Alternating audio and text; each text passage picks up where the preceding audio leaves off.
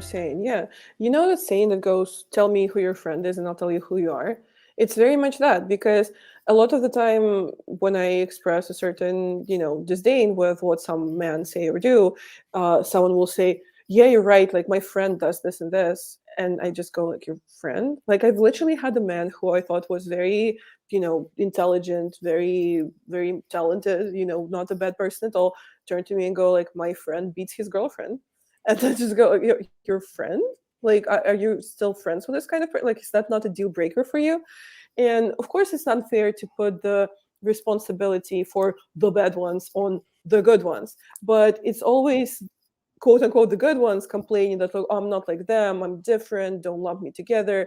But when you don't like being lumped together with your social group that you pertain to, maybe don't turn your anger on people who are lumping you together, and instead turn your anger on, like you said, the bad parts of that group, because ultimately they're the reason that you feel like people are insinuating that it's bad to be a part of said group, and um, in terms of cancel culture, that's a very interesting and deep topic as well, because like cancel culture is dangerous, cancel culture. I don't know if cancel culture in that sense is even a thing, because a lot of the celebrities who have experienced getting canceled kept their career and kept their income and kept their position in the world. Like they haven't really been affected as much as the fans on the internet make it seem.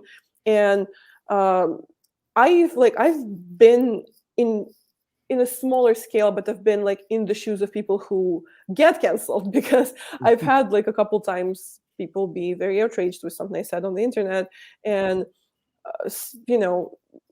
one of those times was for sure a misunderstanding more than anything, because I just so happened to release an interview with a wrestler who got outed as an abuser the next day.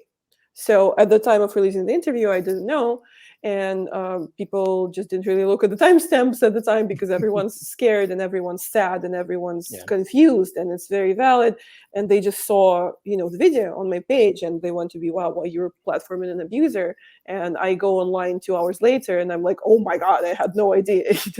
So I ended up taking down the video and like, well, not apologizing, because I don't think like I did anything, but saying that like, oh hey, like I'm sorry to whoever I made uncomfortable by not maybe doing deeper research on the person, or maybe not reacting fast enough.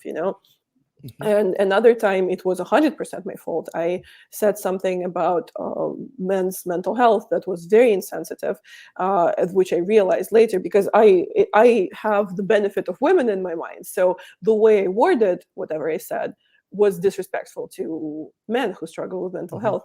And I had so many amazing people who had every reason to just block me and just tell me to, do whatever with my life and not ever talk to me again. Instead, they came to me as friends, and instead they talked to me and educated me.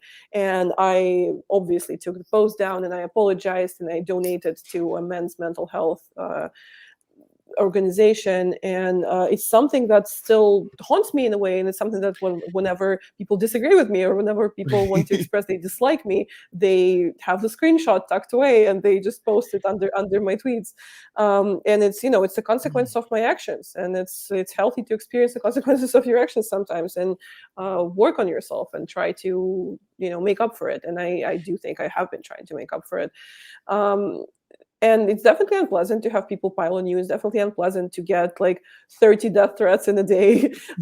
So in that sense, I guess cancel culture is bad. But ultimately, whatever a lot of people call cancel culture is just consequences of your words, of your actions. And sometimes, in my personal opinion, they should be harsher than they even are right now. Wow.